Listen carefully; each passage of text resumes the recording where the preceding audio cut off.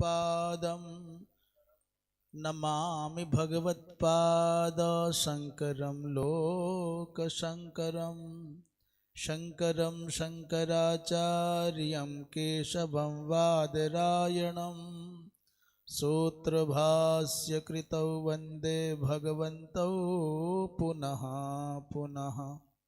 ईश्वरो गुरुरात्मेति मूर्तिभेदविभागिने व्योमवद्व्याप्तदेहाय दक्षिणामूर्तये नमः।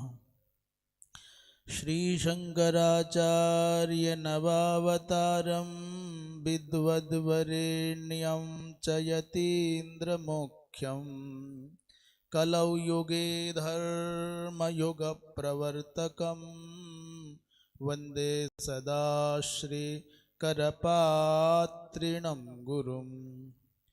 आज मार्गशीर्ष मास के शुक्ल पक्ष की तृतीया तिथि,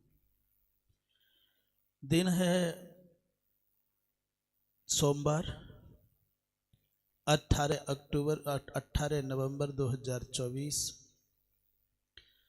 हम कठोपनिषद के द्वितीय अध्याय की तृतीय वल्ली के 11वें मंत्र पर, यद्यपि कल भी चर्चा चल रही थी। अच्छा, कल का तात्पर्य माने कल का पाठ भी उसमें नहीं आया, यूट्यूब में नहीं आया, तो एक बार मंत्र का वाचन करें और फिर प्रवेश करें मंत्र की व्याख्या में। ताम योगमिति मन्यन्ते स्थिरामिन्द्रिय धारणाम अप्रमत्तस्तदा भवति योगो हि प्रभवाप्ययौ। एक बार फिर बोलें, ताम योगमिति मन्यन्ते स्थिरामिन्द्रिय धारणाम योगो हि प्रभवाप्ययौ। क्या कह रहे हैं ये? ताम योगम इति मन्यन्ते, किसको योग मानते हैं? बोले ताम। ताम का तात्पर्य इंद्रिय धारणाम। इंद्रिय धारणा क्या? बोले स्थिर, स्थिराम इंद्रिय धारणाम ताम योगम इति मन्यन्ते। स्थिर इंद्रिय धारणा को योग कह रहे हैं। और कैसे करना है? बोले अप्रमत्तः, तदा जब वो इंद्रिय धारणा, स्थिर इंद्रिय धारणा को प्राप्त हो जाता है पुरुष, तो पुरुष क्या हो जाता है? अप्रमत्तः, अप्रमादी हो जाता है। यतो ही क्यों? क्योंकि योगो ही प्रभवाप्ययौ, योग प्राप्त हो जाएगा तो अप्रमादी हो जाएगा। तो माने कैसे, क्या ऐसी विशेषता है योग में? बोले योगात एव प्रभवो भवति और योगे एव अप्ययो भवति। योग से ही सृजन है और योग में ही लय है। अर्थात प्रभवश्च अप्ययश्चेति। प्रभव और अप्यय माने उद्गम और विलय योग के द्वारा ही संभव है। तो क्या भाष्यकार भगवान क्या कह रहे हैं? ताम ईदृशीम तदवस्थाम योगम इति मन्यन्ते। ईदृशीम अवस्थाम योगम, तो कैसी अवस्था को योग कहा जा रहा है? बोले योग शब्द का संबंध क्या? माने जोड़ना। और वियोग शब्द का संबंध क्या? विलग होना, पृथक होना। तो योगम इति मन्यन्ते माने वियोगम एव संतम। अर्थात जिस अवस्था का यहाँ उल्लेख किया जा रहा है उसका तात्पर्य, जैसे ही आपकी इंद्रियां अपने अपने विषयों से प्रत्यावर्तित होकर के स्थिरता को प्राप्त हुई, धारणा बनी, तो माने आपका संबंध जैसे ही लोकोत्तरीय हुआ तो आपका संसार के समग्र प्रपंच से वियोग हो जाएगा। भाई यहाँ से वियोग होना ही तो वहाँ से योग होना है। वहाँ से योग हुआ माने यहाँ से वियोग हुआ, और यहाँ से योग हुआ तो वहाँ से वियोग हो जाएगा। दो हैं, एक है जगत की ओर मुख करके खड़े होना, और एक है जगदीश्वर की ओर मुख करके खड़ा होना। ये नदी के दो तट की भांति है, एक किनारा है जगत, एक है जगदीश्वर। आपका रुझान, आपका ध्यान, आपका चिंतन, आपका विचार जगत के साथ जुड़ेगा तो निश्चित वहां से आपकी कनेक्टिविटी कट जाएगी। आपका मुख संसार की ओर है तो सर्वेश्वर की ओर आपकी पीठ हो जाएगी, और आपका मुख यदि ब्रह्म की ओर, भगवान की ओर है तो फिर जगत की ओर आपकी स्वाभाविक रूप से पीठ हो जाएगी। अब एक तो है केवल पीठ करके खड़े होना, परंतु मन अभी संसार में रचा पचा है, दो अवस्था है। तो ये ताम ईदृशीम तदवस्थाम, उस अवस्था को क्या कहते हैं? वे कहने के लिए योग है, परंतु वियोगम एव संतम। क्या कहते हैं वियोग के विषय में? बोले सर्वानर्थ संयोग वियोग लक्षणा ही इयम अवस्था योगिनः। योगी की अवस्था कैसी है? सभी अनर्थों के संयोग का वियोग हो जाना ही है लक्षण, जिसका, जिस अवस्था का। सब अनर्थों के संयोग का वियोग हो जाना ही है लक्षण, जिस अवस्था का। उस अवस्था को कह रहे हैं सर्वानर्थ संयोग वियोग लक्षणा। ये अवस्था किसकी होगी? बोले योगी की। एक है संसारी जीवन, एक है असंसारी जीवन। एक योगी का जीवन है और एक भोगी का जीवन है। भोगी योगी तो क्या कहना, बस एक संसारी यात्रा है और एक आध्यात्मिक यात्रा है, ऐसा कहें। तो जो लोक यात्रा में, संसार की यात्रा में जुड़े हैं, उनका क्या है? बोले सर्वानर्थ संयोग है, सर्वानर्थ संयोग लक्षणावस्था है। संसारी यात्रा में क्या है? सर्वानर्थ संयोग लक्षणा। वियोग हटा दिया वहां से, गोपेश बाबा जी। सर्वानर्थ संयोग लक्षणा यात्रा संसारी यात्रा है, और सर्वानर्थ संयोग वियोगात्मिका वियोग लक्षणा जो यात्रा है वो योगी की यात्रा है। हो गया स्पष्ट? संयोग के साथ में वियोग कर दीजिए। समस्त अनर्थों के संयोग का जहां अस्तित्व न रहे, वो तद लक्षणात्मक यात्रा योगी की है। ठीक हो गया? एतस्याम ही अवस्थायाम अविद्याध्यारोपण वर्जित स्वरूप प्रतिष्ठ आत्मा। इस अवस्था में क्या होता है? बोले एतस्याम अवस्थायाम माने इस योगावस्था में, इस वियोगावस्था में अविद्याध्यारोपण वर्जित स्वरूप प्रतिष्ठ आत्मा। इस अवस्था में जो आत्मा का स्वरूप प्राप्त होता है ना, वो कैसा है? बोले सभी प्रकार के अविद्याजन्य जो आरोप हैं, उन आरोपों का अस्तित्व नहीं रहता। जिस अवस्था की बात कर रहे हो कैसी है? बोले अविद्याजन्य, अविद्या के द्वारा अध्यारोपित, जो अविद्या के द्वारा अध्यारोपण है उसका वर्जन हो जाता है इस अवस्था में। अविद्याध्यारोपित, हाँ, जो प्रपंच उसका अस्तित्व नहीं रहता, अर्थात तद विहीन आत्मा, यहाँ से विशुद्ध आत्मा के स्वरूप का दर्शन होता है। अभी क्या है? अविद्या के द्वारा अध्यारोपित आत्मा में ही हमने देह भाव कर लिया है, तो हम देह दृष्टि से कहते हैं मोटा पतला, देह दृष्टि से कहते हैं स्त्री पुरुष, देह दृष्टि से कहते हैं पशु पक्षी, और इसके अनेक नाम ये पंडित जी, ये गुरु जी आदि हमने आरोप कर लिए हैं। यद्यपि विशुद्ध रूप से है आत्मा, पर हमने उसमें अपनी धारणाओं से अविद्या के कारण आरोपण कर रखा है। जैसे हम अविद्या के कारण ही, भ्रम के कारण ही रज्जु में सर्प का अध्यारोपण कर लेते हैं, जैसे हम भ्रम के कारण, अविद्या के कारण ही रजत में और सीपी में रजत का अध्यारोपण कर लेते हैं। अध्यारोपण माने अब जो मूल रूप है वो नहीं दिखेगा, हमारी मानसिक कल्पना का रूप दिख रहा है। अविद्या के द्वारा अध्यारोपण कहाँ हुआ? बोले मरुमरीचिका में जल का अध्यारोपण हो गया, ये अध्यारोपण है। तो विशुद्ध ब्रह्म में हमने जगत का अध्यारोपण कर लिया, तब हमको ब्रह्म नहीं दिखेगा, जगत दिखेगा। जब तक हमारा अध्यारोप रहेगा तब तक हमको रस्सी का भान नहीं होगा, सर्प दिखाई देगा।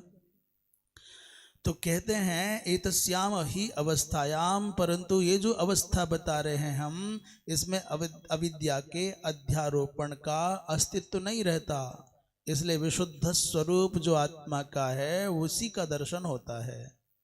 ठीक है, आगे कहते हैं स्थिराम इंद्रिय धारणाम, स्थिराम माने अचलाम, इंद्रिय धारणाम माने बाह्य अंतःकरणानाम धारणम।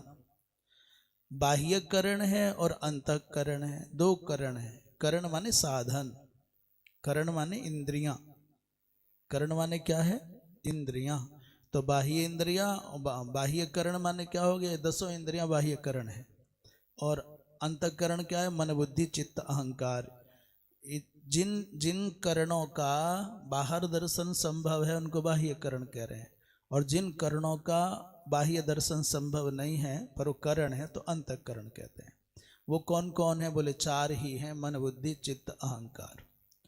और बाह्य करण में 5 ज्ञानेन्द्रियां, 5 कर्मेंद्रियां। तो कह रहे हैं स्थिराम माने अचलाम इंद्रिय धारणाम बाह्यांतःकरणानाम, बाह्य करण और अंतःकरण दोनों के दोनों का स्थिर होना ही उसका भाव कह रहे हैं।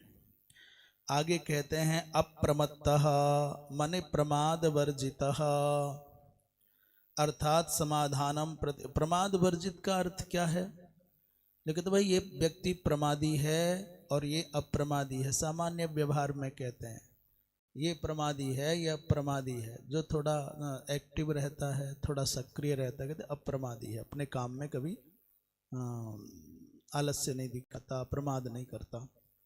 और जो व्यक्ति अपने स्वयं के जो कर्तव्य हैं उनके प्रति अरुचि दिखाता है, विलंब से कार्य करता है, चिरकारी होता है, तो कहते हैं ये प्रमादी है, ये तो आलसी है।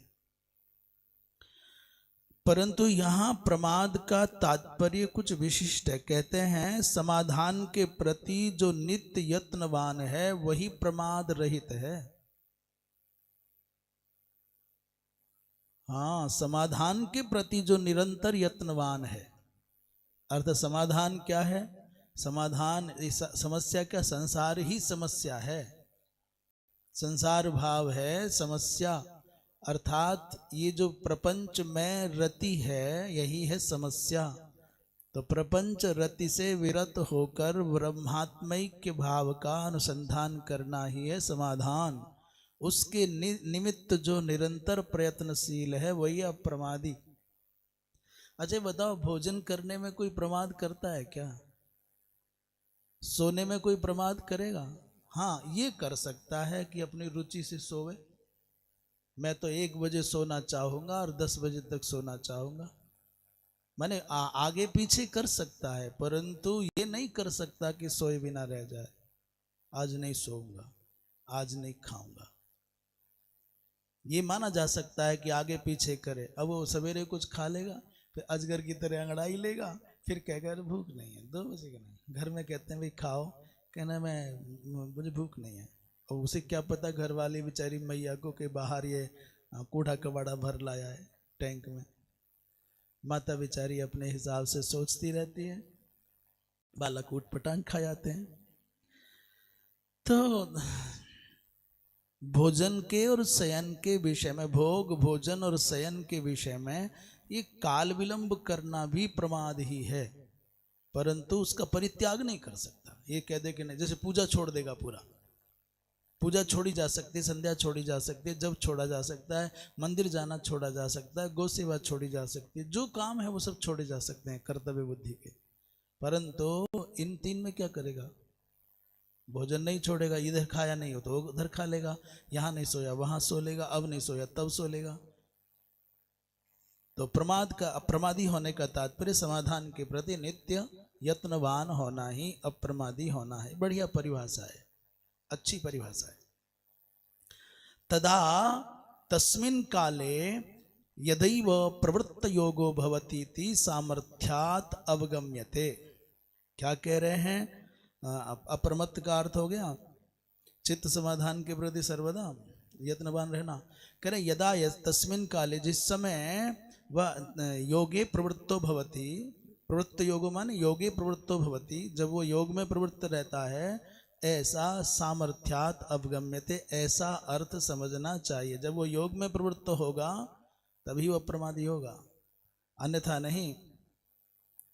तो कहते हैं कि नहीं बुद्ध्यादि चेष्टा भावे प्रमाद संभवोस्ति। देखें क्या बोल रहे हैं, पढ़े नहीं।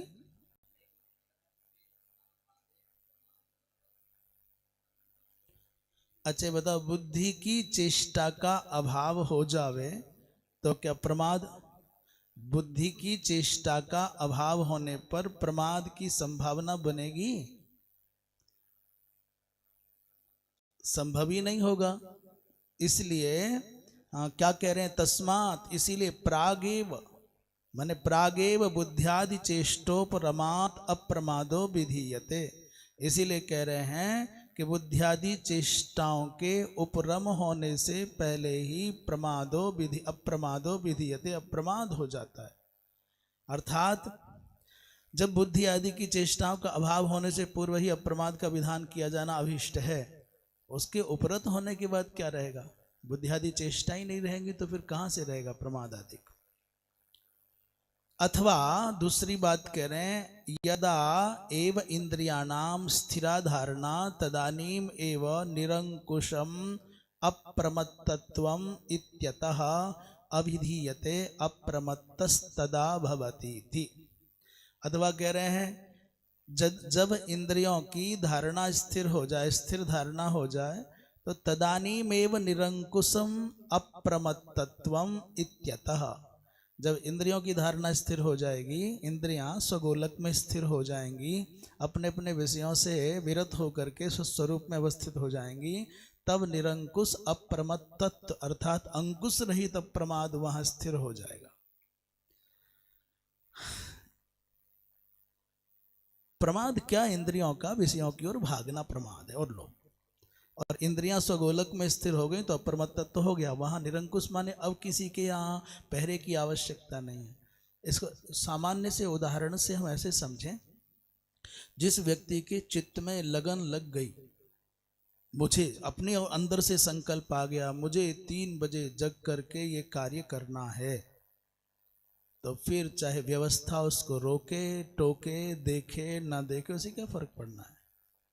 स्वतः अंतःकरण में जो संकल्प का दीप जल गया तो फिर दूसरे देखने दाखने रोकने टोकने वालों की आवश्यकता नहीं। जैसे बालकों को आजकल के जो नेशनल खेलना है कि इंटरनेशनल खेलना है, ऐसा जिसके अंदर आग लग गई ना इच्छा की संकल्प की, तो उनको नहीं जगाना पड़ता कि जाओ तुम्हें भी वहाँ के अभ्यास की प्रैक्टिस के लिए जाना है। सर्दी हो गर्मी हो बरसात हो, निकलते हैं, अपना बैग निकालते हैं और चल पड़ते हैं। तो जब तक व्यक्ति के चित्त में स्वतःस्फूर्त संकल्प नहीं जगता, तब तक उसके जीवन में प्रमाद रहेगा। माँ जगावे, पिता जगावे, पड़ोसी जगावे, इसका मतलब अभी जगा नहीं है। जिस दिन उसके हृदय में आग उठ जाएगी ना, उस दिन कोई रोक नहीं पाएगा उसको। तो यहां तात्पर्य क्या है? निरंकुश अप्रमत्तत्व कब आवेगा? जब स्वतः उसकी इंद्रियां स्थिर धारणावती हो जाएंगी, फिर कहां आवश्यकता रह जाएगी। अभिधीयते अप्रमत्तस्तदा भवति, तब कहा जाएगा कि ये अप्रमत्त हो गया। अप्रमत्त अभिधीयते माने ऐसा कहा जाएगा। अन्यथा तो भैया संसार समझाता रहे, बुझाता रहे, बोधित करता रहे, कोई प्रभाव नहीं पड़ता। अपनी गति से संसार चलता है। समझाने वाले इसलिए खुश हैं कि हम बहुत अच्छी बातें कर रहे हैं, इनके हित की बात कर रहे हैं, और समझने वाले समझ रहे हैं, बुद्धू में लगे पीछे जबरदस्ती हमारे आनंद में विघ्न डाल रहे हैं। कुतः कहते हैं ये कैसा, ऐसा कैसे? योगो ही यस्मात् प्रभवाप्यो उपजन अपाय धर्मक इत्यर्थो अतो अपाय परिहाराय अप्रमादः कर्तव्यः। अगली बात कहते हैं भाई वास्तव में सच्ची बात यह है, योग ही है जो प्रभव और अप्य, अप्य माने लय, प्रभव माने उत्पत्ति लय, अथवा उसी को दूसरे शब्दों में कह रहे हैं उपजन अपाय धर्म का। उपजन माने उत्पत्ति और अप्य माने लय। अपाय माने लय, इत्यादि धर्मक इत्यर्थो अतः अपाय परिहाराय, इसलिए अपाय के परिहार के लिए, विनाश के परिहार के लिए, लय के परिहार के लिए प्रमाद का, अप्रमाद की आवश्यकता है।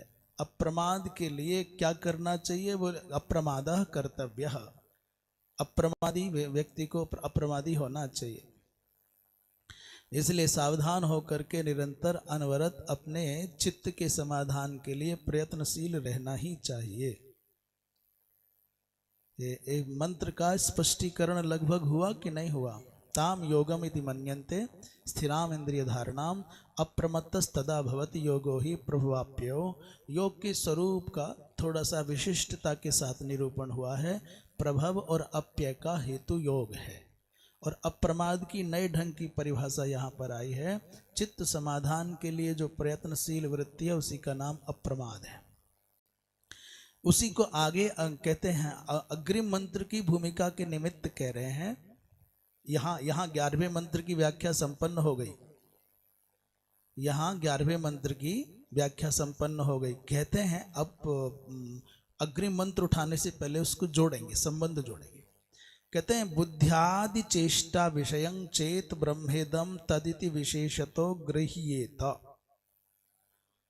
न यही एक बार पूरी बात यहाँ कह दें कि यदि बुद्ध्यादि चेष्टा विषयं चेत ब्रह्म, यदि ये ब्रह्म बुद्ध्यादि चेष्टा का विषय होवे, चेत माने यदि ऐसा हो, तो इदम ब्रह्म तदिति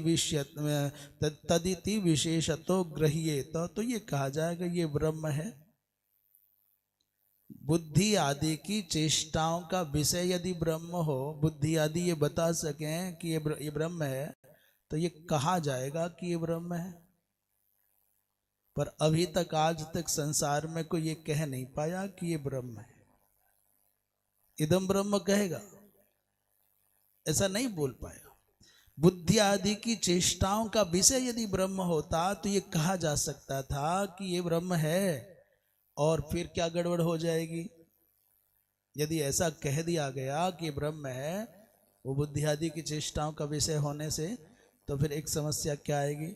बोले जब कभी बुद्धि तो अस्थिर है, बुद्धि का तो विलय होना है, फिर आपको कहना पड़ेगा ये ब्रह्म नहीं है। यदि आप बुद्धि की चेष्टाओं के आश्रित ब्रह्म सत्ता का अस्तित्व मानोगे तो क्या होगा? बोले बुद्ध्याद्युपरमेच, बुद्धि आदि उपरत हो गई, बुद्धि का अस्तित्व न रहा, तो फिर ग्रहण कारणाभावात, अब बुद्धि ही उसकी ग्रहण कराने वाला साधन था ब्रह्म का। तो अनुपलभ्यमानम नास्ति व ब्रह्म, तो फिर क्या करना पड़ेगा? जब ब्रह्म का बोध कराने वाला साधन नहीं रहा, माने बुद्धि न रही, तो फिर आप कहोगे ब्रह्म नहीं है। ब्रह्म के अस्तित्व में बुद्धि की चेष्टाओं को हेतु मानोगे, कारण मानोगे, निमित्त मानोगे, तो एक बाधा आ जाएगी। बुद्धि की चेष्टाओं के आश्रित ब्रह्म की अस्तित्व को मानोगे तो आप कहोगे ब्रह्म है। पर जब बुद्धि उपरत हो जाएगी, और होना ही है, क्या कहा आपने? ये पंच महाभूतों के क्रमशः लय होने पर अहम, ये सब अहम में लय हो जाएंगे, अहम महत में लय हो जाएगा, और महत प्रकृति में लय होगा। माने महत तत्व को एक प्रकार से माने बुद्धि तत्व, तो उसको प्रकृति में लय होना है, तो फिर आप कहोगे ब्रह्म लय हो गया। जबकि सबका लय अंतिम पर्यवसान ब्रह्म है। इसलिए कह रहे हैं कि यदि आप बुद्धियादि की चेष्टाओं के आश्रित ब्रह्म का अस्तित्व मानोगे और ये कहोगे ब्रह्म है, ऐसा बोलोगे, तो जब बुद्धि उपरत हो जाएगी तब ग्रहण कारण का अभाव होने के कारण, अर्थात तदग्राहक बुद्धि का अभाव होने के कारण क्या करना पड़ेगा? अनुपलभ्यमानम नास्ति ब्रह्म, ब्रह्म मिलेगा नहीं, तो फिर आप कहोगे ब्रह्म है ही नहीं। हो गया ना स्पष्ट? है। देखिए एक सिद्धांत की बात कर रहे हैं, यदि करण गोचरम तद अस्ति इति प्रसिद्धम लोके। एक सिद्धांत की बात कर रहे हैं। वाक्य कितना बना? देखो पंक्ति देखें, यदि करण गोचरम तद अस्ति इति प्रसिद्धं लोके, ये लोके तक है वाक्य। जो कुछ भी संसार में कर्ण गोचर है वो तत् तत् अस्ति इति लोके प्रसिद्धि। हो गया ना स्पष्ट। जो संसार में इंद्रियों के द्वारा प्रतीत हो रहा है, भाषित हो रहा है, इंद्रियों का जानने का विषय बन रहा है, संसार में कहते हैं वो है। जो जो इंद्रियों के द्वारा बोध्य है उसी को तो कहते हैं, और जो इंद्रियातीत है उसको कहते नहीं है। सामान्यतः ऐसा है। यद्धि माने यत यत ही, जो कुछ भी कर्ण गोचर माने इंद्रिय गोचर है, वो तत् माने उसको, अस्ति माने है कहा जाता है पद से कहा जाता है, ऐसा लोक में प्रसिद्धि है। कहते हैं तद विपरीतम च असत इत्यतस चानर्थको योगः। और तद विपरीतम माने यद वस्तु लोके कर्ण गोचरम न भवति तत् असत एव। और जो वस्तु संसार में इंद्रियों के द्वारा जानी ही नहीं जाएगी उसको कहते हैं है ही नहीं। अरे घट पट मठ आदि इंद्रियों से बोध्य हैं तभी तो कहते हैं है, और बंध्या का पुत्र इंद्रिय बोध्य नहीं है इसलिए कहते असत है। चर्चा चाहे जितना ही कर लो, पर आकाश का कुसुम न कल किसी ने देखा, न आज कोई देख रहा है, न कल कोई देखेगा। बंध्या का पुत्र पहले किसी को मिला नहीं, आज है नहीं और कल मिलेगा नहीं, इसलिए क्या कहते हैं आकाश पुष्प असत है, बंध्या का पुत्र असत है, खरगोश का सींग असत है, और उसका गंध क्या कहते हैं मरुमरीचिका का जल असत है, और क्या सीपी का रजत असत है, रज्जु का सर्प असत है। ऐसे ही सबको असत का, जो इंद्रिय गोचरता की सीमा में नहीं आता उसको क्या जाता है नहीं है। असत माने नहीं है, और जो इंद्रिय गोचर है उसको कहते हैं है माने सत। ऐसे सामान्य थे। पहले बताओ इतना स्पष्ट हुआ। यद्धि कर्ण गोचरो, यद्धि कर्ण गोचरम तत् अस्ति प्रसिद्धम लोके। आय स्वामी जी नमो नारायण। और विपरीतम माने जो वस्तु लोक में कर्ण गोचर नहीं होती उसी को अनर्थ, उसी को कहा जाता है असत। नमो नारायण महाराज जी। अनर्थक, इसलिए अब तो फिर तो योग तो अनर्थक हो गया। योग की क्या आवश्यकता रही। जो कर्ण गोचर है उसको कहते हैं सत, जो कर्ण गोचर नहीं उसको कहते हैं असत। तो योग क्या करेगा उसमें। कहते हैं अनुपलभ्य मानत्वात् बा नास्तीति उपलब्धत्वम ब्रह्म उपलब्धव्यम ब्रह्मेत्येवं प्राप्त इदमुच्यते। ये शंका कर रहे हैं कि जब कर्ण गोचरता से सत कहा जाता है, अकर्ण गोचरता माने कर्ण गोचरता ना रहे तो असत कहा जाता है, इसे योग क्या करेगा। अनुपलभ्य मानत्वात् वा, अथवा ये मानो कि उपलब्ध न होने से, जो उपलब्ध, अब ब्रह्म तो उपलब्ध होने वाला है नहीं। संसार में कोई इंद्रिय ऐसी है जो कह दे ब्रह्म को जाना है। आंख नहीं कह सकती हमने देखा, कान नहीं कह सकते हमने सुना, नासिका नहीं कह सकती हमने सूंघा, त्वचा नहीं कह सकते हमने छुआ।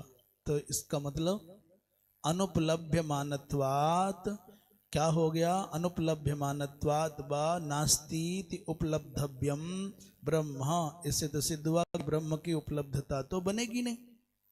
ऐसी जब आपत्ति आएगी तो कह रहे हैं नहीं भाई ऐसा नहीं कह सकते। इतने पूरे प्रकरण का क्या मतलब हुआ।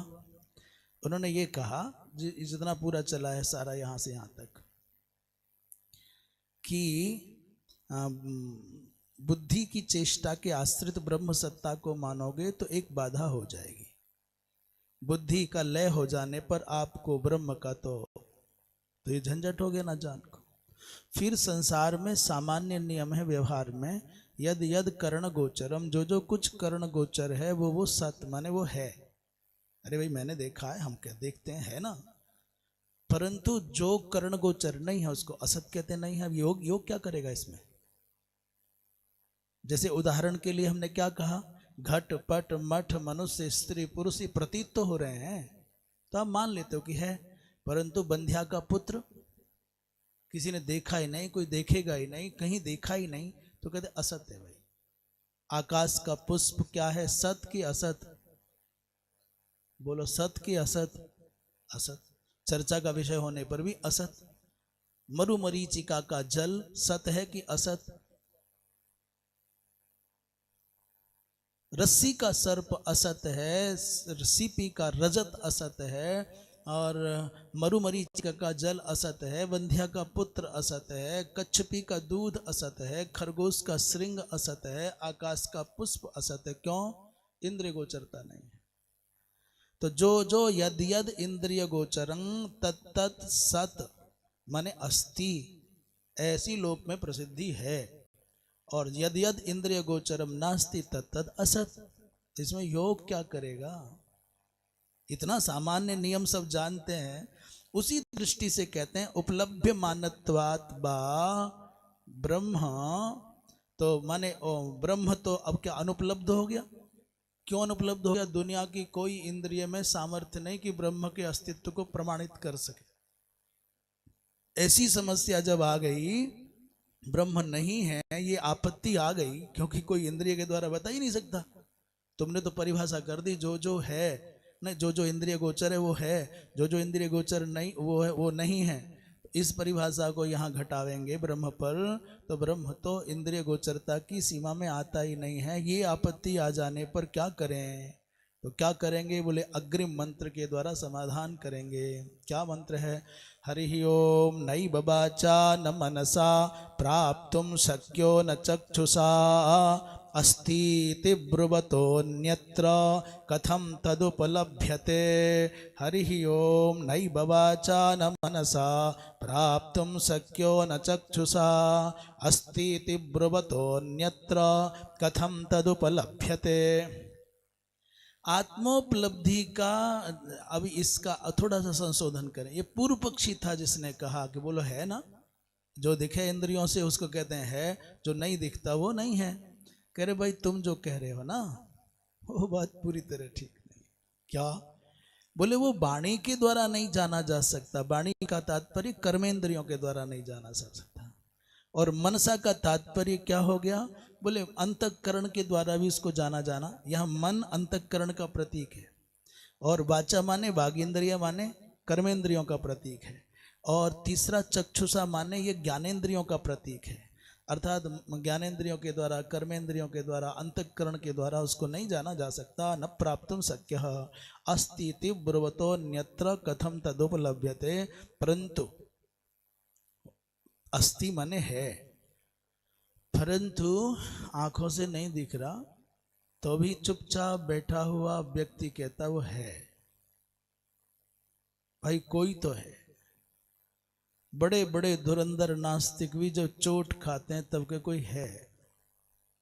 वो जो कोई है ऐसा कहने वाले। अच्छा गजब की बात यह है, मुझे हंसी इसलिए आती है कि संसार की यात्रा खुली आंखों की यात्रा है, पर अध्यात्म की यात्रा बंद आंखों की यात्रा है। संसार की यात्रा में खुली आंखें चाहिए, पर आध्यात्म की यात्रा में बंद आंखें चाहिए।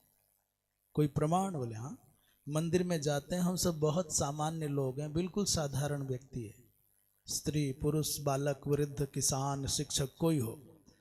भगवान कहाँ गए? बोले मंदिर। क्यों जा रहे हो? दर्शन करने।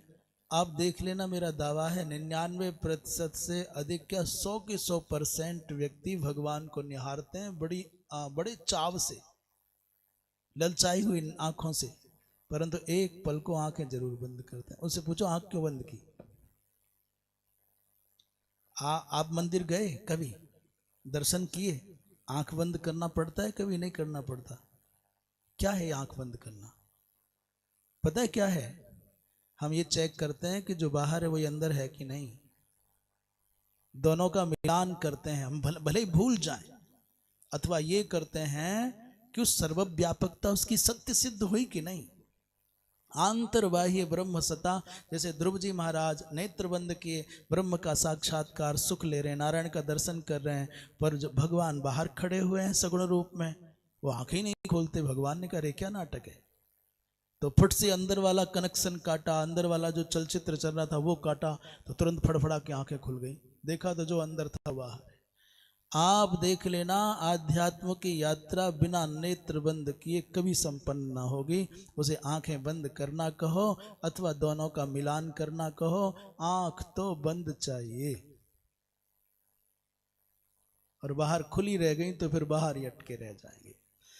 तो अस्तित्व ऐसा कहने वाले जो लोग हैं कि है वो, तो उसको प्राप्त करने का उपाय कोई ना कोई तो होगा। कैसे उपलब्ध हो, कैसे होगा, उसी की विधि आगे बताएंगे। बहुत समय हो गया है। पूर्णमदः पूर्णमिदं पूर्णात् पूर्णमुदच्यते पूर्णस्य